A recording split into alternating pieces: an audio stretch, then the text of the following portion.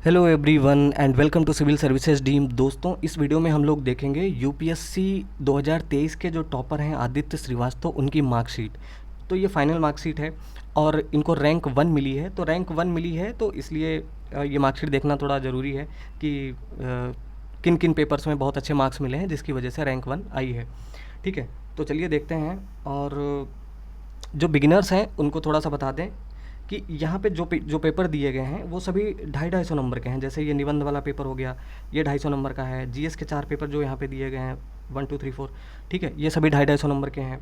Optional के जो 2 paper हैं यहाँ पे ये 250-250 नंबर के हैं। ठीक है, तो ये जो रिटर्न है टोटल 899, ये टोटल होगा जाके 1750 में।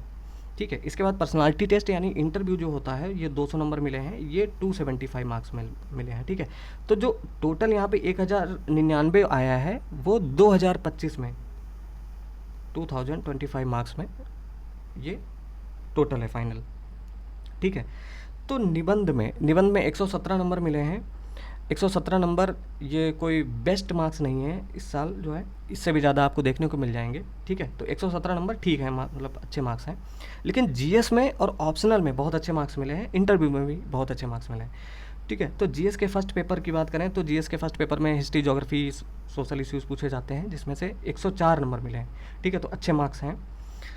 सेकेंड पेपर में जीएस के जिसमें कि पॉलिटी, गवर्नेंस, इंटरनेशनल रिलेशन पूछा जाता है और काफ़ी लेंदी पेपर होता है हमेशा। मतलब पिछले वर्षों में आप देखोगे तो उतने अच्छे मार्क्स नहीं मिलते थे, लेकिन इस बार और भी लोगों को अच्छे मार्क्स मिले हैं। लेकिन 132 नंबर बहुत अच्छे मार्क्स होंगे जीएस के सेकेंड पेपर में।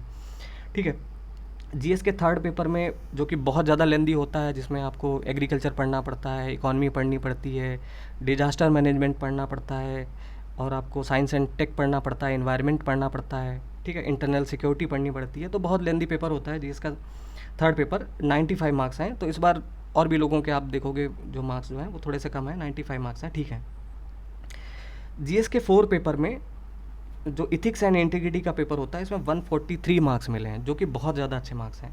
ठीक है, तो जीएस में बहुत अच्छा स्कोर है। अगर आप इनको टोटल करोगे सिर्फ जीएस का तो ये 474 होगा आउट ऑफ 1000। ठीक है, 1000 में 474 नंबर ले आना यूपीएससी मेंस एग्जाम में बहुत बड़ी बात है। ठीक है, तो जीएस में बहुत अच्छे मार्क्स हैं। इसके बाद है ऑप्शनल है इलेक्ट्रिकल इंजीनियरिंग, तो इसमें भी बहुत अच्छे मार्क्स हैं।